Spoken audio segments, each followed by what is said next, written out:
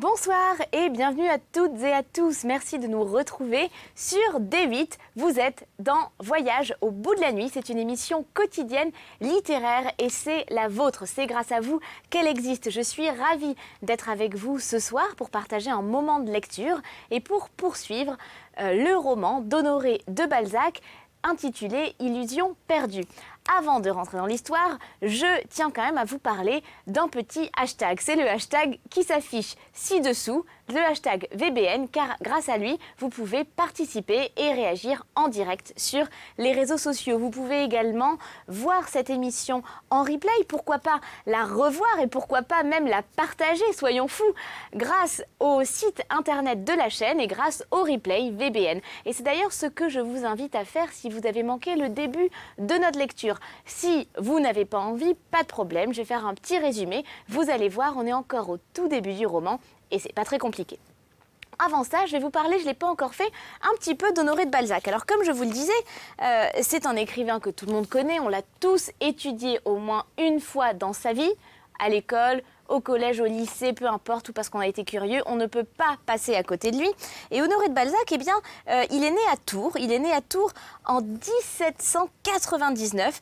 Et comme vous le savez, il a été un très prolifique, ça a été un romancier et puis il a écrit des articles de journaux, il s'est essayé à la critique d'art, à la critique littéraire et même à l'imprimerie où il a laissé pas mal de plumes et surtout de fortune personnelle. Et puis il a écrit au moins plus de 90 romans. Je ne sais pas si vous vous rendez compte, 90 romans. Il a passé littéralement sa vie à écrire. Et puis, toutes ces nouvelles, il a écrit également beaucoup de nouvelles qui sont réunies sous le titre « La comédie humaine ». Voilà, je suis sûre que vous êtes familier avec ce nom. Et on peut ajouter aussi à cela les 100 contes drôlatiques et puis aussi des romans de jeunesse, sans compter les romans ou les écrits publiés sous un pseudonyme. Oui, ça, c'est Balzac. Alors, Balzac, on va citer d'autres romans, par exemple vous connaissez sûrement Eugénie Grandet ou Le Père Goriot qui sont des classiques. Et puis nous ici on a choisi de lire Illusion perdue, il est un petit peu moins connu, alors pourquoi? Eh bien Illusion perdue c'est un roman très dense, hein, vous voyez il est vraiment très épais, il se passe plein de choses et c'est l'histoire de un jeune héros qui s'appelle Lucien. Et Lucien c'est un petit provincial de 21 ans qui vient d'Angoulême. Et puis Lucien Chardon, il aime la poésie. C'est un poète. Et puis il en a marre de sa condition sociale. C'est quelqu'un de brillant. Et donc il décide un jour d'aller à Paris. Mais avant ça, il est très copain avec un autre homme qui va devenir son meilleur ami. Et ce meilleur ami va se marier à sa sœur. Et pour l'instant, au moment de notre lecture, c'est exactement là qu'on en est. C'est à l'histoire d'amitié entre les deux jeunes hommes. Voilà, je me tais tout de suite et je reprends la lecture là où je me suis arrêtée tout à l'heure. Allez, bon voyage à vous. En d'autres termes, Napoléon s'en servit au milieu d'une crise comme d'un courrier diplomatique. Au moment où l'Empire tomba, le baron du Châtelet avait la promesse d'être nommé ministre de Westphalie près de Jérôme. Après avoir manqué ce qu'il nommait une ambassade de famille, le désespoir le prit. Il fit un voyage en Égypte avec le général Armand de Montriveau et séparé de son compagnon par des événements bizarres, il avait erré pendant 2 ans de désert en désert, de tribu en tribu, captif des Arabes qui se le revendaient les uns aux autres sans pouvoir tirer le moindre parti de ses talents. Enfin, il atteignit les possessions de l'imam de Mascate pendant que Montriveau se dirigeait sur Tanger. Mais il eut le bonheur de trouver à Mascate un bâtiment anglais qui mettait le voile et put revenir à Paris 1 an avant son compagnon de voyage. Ces malheurs récents, quelques liaisons d'ancienne date, les services rendus à des personnages alors en faveur, le recommandèrent au président du conseil qui le plaça près de Monsieur de Barante en attendant la première direction libre. Le rôle rempli par Monsieur du Châtelet auprès de l'Altesse impériale, sa réputation d'homme à bonne femme, les événements singuliers de son voyage, ses souffrances, tout excita la curiosité des femmes d'Angoulême. Ayant appris les mœurs de la haute ville, monsieur le baron Sixte du Châtelet se conduisit en conséquence. Il fit le malade, joua l'homme dégoûté, blasé. À tout propos, il se prit la tête comme si ses souffrances ne lui laissaient pas un moment de relâche. Petite manœuvre qui rappelait son voyage et le rendait intéressant. Il alla chez les autorités supérieures, le général, le préfet, le receveur général et l'évêque, mais il se montra partout poli, froid, légèrement dédaigneux, comme les hommes qui ne sont pas à leur place et qui attendent les faveurs du pouvoir. Il laissa deviner ses talents de société, qui gagnèrent à ne pas être connus. Puis après s'être fait désirer, sans avoir lassé la curiosité, après avoir reconnu la nullité des hommes et savamment examiné les femmes pendant plusieurs dimanches à la cathédrale, il reconnut en Madame de Bargeton la personne dont l'intimité lui convenait. Il compta sur la musique pour s'ouvrir les portes de cet hôtel impénétrable aux étrangers. Il se procura secrètement une messe de miroir, l'étudia au piano, puis un beau dimanche où toute la société d'Angoulême était à la messe, il extasia les ignorants en touchant l'orgue et réveilla l'intérêt qui s'était attaché à sa personne en faisant indiscrètement circuler son nom par les gens du bas clergé. Au sortir de l'église, Madame de Bargeton le complimenta, regretta de ne pas avoir l'occasion de faire de la musique avec lui. Pendant cette rencontre cherchée, il se fit naturellement offrir le passeport qu'il n'eût pas obtenu s'il l'eût demandé. L'adroit baron vint chez la reine d'Angoulême, à laquelle il rendit des soins compromettants. Ce vieux beau, oui, car il avait 45 ans, reconnut dans cette femme toute une jeunesse à ranimer, des trésors à faire valoir, et peut-être une veuve riche en espérance à épouser. Enfin, une alliance avec la famille des Nègrepelisse qui lui permettait d'abord à Paris d'aborder la marquise d'Espard, dont le crédit pouvait lui rouvrir la carrière politique. Malgré le guise sombre et luxuriant qui gâtait ce bel arbre, il résolut de s'y attacher, de l'émonder, de le cultiver, d'en obtenir de beaux fruits. L'Angoulême noble cria contre l'introduction d'un yaourt dans la Casbah, car le salon de Madame de Bargeton était le cénacle d'une société pure de tout alliage. L'évêque seul y venait habituellement, le préfet y était reçu 2 ou 3 fois par l'an, le receveur général n'y pénétrait point, Madame de Bargeton allait à ses soirées, à ses concerts et ne dînait jamais chez lui. Ne pas voir le receveur général et agréer un simple directeur des contributions, ce renversement de la hiérarchie parut inconcevable aux autorités dédaignées.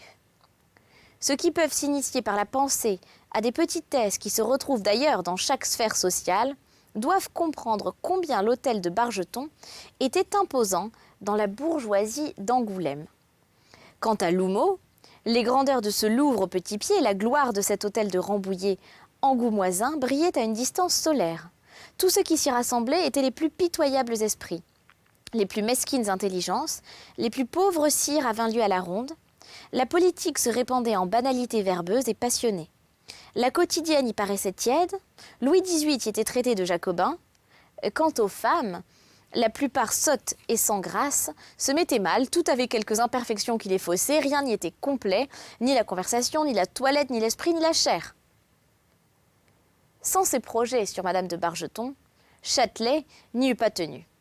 Néanmoins, les manières et l'esprit de caste, l'air gentilhomme, la fierté du noble au petit Castel, la connaissance des lois de la politesse y couvraient tout ce vide. La noblesse des sentiments y était beaucoup plus réelle que dans la sphère des grandeurs parisiennes. Il y éclatait un respectable attachement quand même aux Bourbons. Cette société pouvait se comparer, si cette image est admissible, à une argenterie de vieille forme, noircie mais pesante. L'immobilité de ses opinions politiques ressemblait à de la fidélité. L'espace mis entre elle et la bourgeoisie, la difficulté d'y parvenir simulait une sorte d'élévation et lui donnait une valeur de convention. Chacun de ces nobles avait son prix pour les habitants. Comme le cauris représente l'argent chez les nègres du Bambara, plusieurs femmes, flattées par M. du Châtelet et reconnaissant en lui des supériorités qui manquaient aux hommes de leur société, calmèrent l'insurrection des amours-propres. Toutes espéraient s'approprier la succession de l'Altesse impériale. Évidemment, Le surlendemain, l'ancien courrier diplomatique avait négocié par le proviseur la présentation de Lucien chez Madame de Bargeton. Je fais une toute petite parenthèse pour ceux qui n'avaient pas suivi.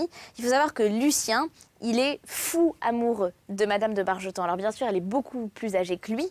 Elle a 37 ans, on dit dans l'histoire, et lui en a 20 du coup, un petit peu comme Balzac et sa maîtresse. Mais il est vraiment fou amoureux d'elle. Voilà, je referme la parenthèse.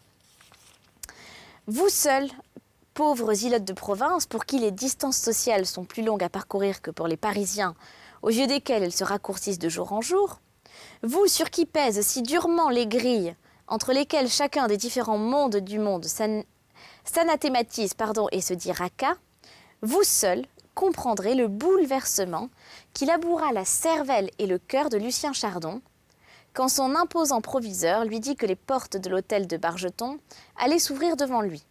La gloire les avait fait tourner sur leurs gonds. Il serait bien accueilli dans cette maison dont les vieux pignons attiraient son regard quand il se promenait le soir à Beaulieu avec David, en se disant que leur nom ne parviendrait peut-être jamais à ses oreilles dures de la science lorsqu'elle partait de trop bas. Sa sœur fut seule initiée à ce secret.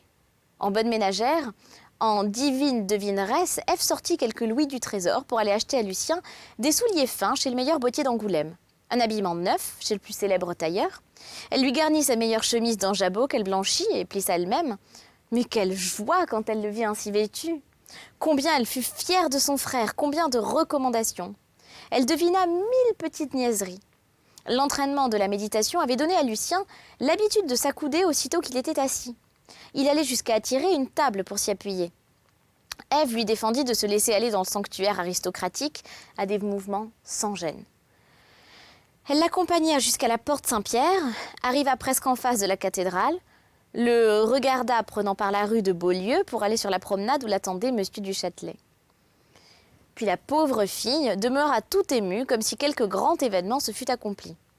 Lucien chez Madame de Bargeton, c'était pour Ève l'aurore de la fortune. La sainte créature, elle ignorait que là où l'ambition commence, les naïfs sentiments cessent. En arrivant dans la rue du Minage, les choses extérieures n'étonnèrent point Lucien. Ce Louvre, tant agrandi par ses idées, était une maison bâtie en pierre, particulière au pays et dorée par le temps. L'aspect était triste sur la rue, et c'était intérieurement fort simple. C'était la cour de province, froide et propète, une architecture sobre, quasi monastique, bien conservée. Lucien monta par un vieux escalier à balustres de châtaignier, dont les marches cessaient d'être en pierre à partir du premier étage. Après avoir traversé une antichambre mesquine, un grand salon peu éclairé, il trouva la souveraine dans un petit salon lambrissé de boiseries, sculpté dans le goût du dernier siècle et peinte en gris. Le dessus des portes était en camailleux, un vieux damas rouge maigrement accompagné décorait les panneaux. Les meubles de vieille forme se cachaient piteusement sous des housses à carreaux rouges et blancs. Le poète aperçut Madame de Bargeton assise sur un canapé à petit matelas piqué, devant une table ronde, couverte d'un tapis vert, éclairée par un flambeau de vieille forme à 2 bougies et à garde-vue.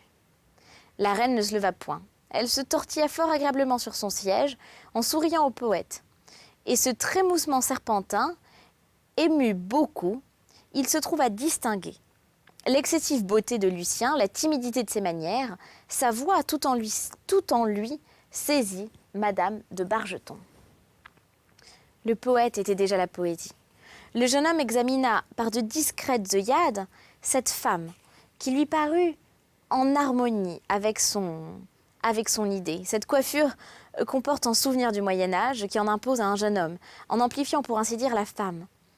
Il s'en échappait une folle chevelure d'un blond rouge, rouge doré à la lumière, ardente, au contour des boucles. La noble dame avait le teint éclatant par lequel une femme rachète les prétendus inconvénients de cette fauve couleur. Ses yeux gris étincelaient, son front, et déjà ridé, les couronnait bien par sa masse blanche hardiment taillée.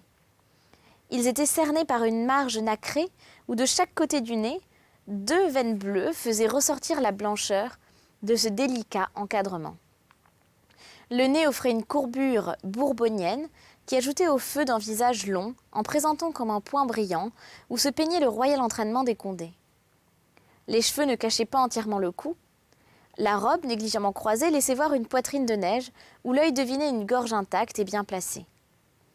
De ses doigts effilés et soignés, mais un peu secs, Madame de Bargeton fit au jeune poète un geste amical pour lui indiquer la chaise qui était près d'elle. Monsieur du Châtelet prit un fauteuil. Lucien s'aperçut alors qu'ils étaient seuls. La conversation de Madame de Bargeton enivra le poète de l'Houmeau. Les 3 heures passées près d'elle furent pour Lucien un de ces rêves que l'on voudrait rendre éternels. Il trouva cette femme plutôt maigre, enfin, amaigrie, amoureuse, sans amour, maladive malgré sa force. Ses défauts que ses manières exagérées lui plurent, car les jeunes gens commencent par aimer l'exagération, ce mensonge des belles âmes. Il ne remarqua point la flétrissure des joues couperosées sur les pommettes et auxquelles les ennuis et quelques souffrances avaient donné des tons de briques. Son imagination s'empara d'abord de ses yeux de feu, de ces boucles élégantes où ruisselait la lumière, de cette éclatante blancheur, point lumineux auquel il se prit comme un papillon de bougie. Et puis cette âme parla trop à la sienne pour qu'il pût juger la femme. L'entrain de cette exaltation féminine, la verve des phrases un peu vieilles que répétait depuis longtemps Madame de Bargeton, mais qui lui parurent neuves, le fascinèrent d'autant mieux qu'il voulait trouver tout bien. Il n'avait point apporté de poésie à lire, mais il n'en fut pas question. Il avait oublié ses vers pour avoir le droit de retenir. Madame de Bargeton en avait parlé pour l'engager à lui faire quelques lectures un autre jour. N'était-ce pas une première entente?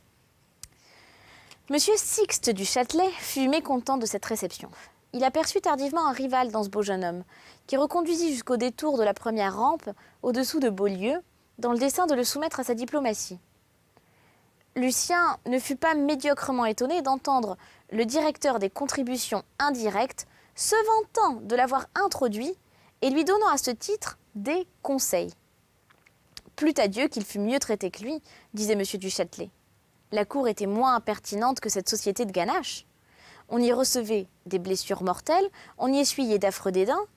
La révolution de 1789 recommencerait si ces gens-là ne se réformaient pas. Et quant à lui, s'il continuait d'aller dans cette maison, c'était par goût pour Madame de Bargeton, la seule femme un peu propre qu'il eût à Angoulême, à laquelle il avait fait la cour par désœuvrement et de laquelle il était devenu follement amoureux. Il allait bientôt la posséder. Il était aimé, tout lui présageait. Cette soumission, la soumission de cette reine orgueilleuse, serait la seule vengeance qu'il tirerait de cette sotte maisonnée de Hobereau. Le Châtelet exprima sa passion en homme capable de tuer un rival, s'il en rencontrait un. Le vieux papillon impérial tomba de tout son poids sur le pauvre poète, en essayant de l'écraser sous son importance et de lui faire peur. Il se grandit en racontant les périls de son voyage grossi, mais s'il imposa à l'imagination du poète, il n'effraya point l'amant. Depuis cette soirée, nonobstant le vieux fat, malgré ses menaces et sa contenance de spadassin bourgeois, Lucien était revenu chez Madame de Bargeton, d'abord avec la discrétion d'un homme de l'Houmeau, puis il se familiarisa bientôt avec ce qui lui avait paru d'abord une énorme faveur, et vint la voir de plus en plus souvent. Le fils d'un pharmacien fut pris par les gens de cette société pour un être sans conséquence. Dans les commencements, si quelque gentilhomme ou quelque femme venue en visite chez les Naïs rencontrait Lucien, tous avaient pour lui l'accablante politesse dont usent les gens comme il faut avec leurs inférieurs. Lucien trouva d'abord ce monde fort gracieux, mais plus tard il reconnut le sentiment d'où procédaient ces fallacieux égards. Bientôt, il surprit quelques airs protecteurs qui remuèrent son fiel et le confirmèrent dans les haineuses idées républicaines par lesquelles beaucoup de ces futurs patriciens préludent avec la haute société.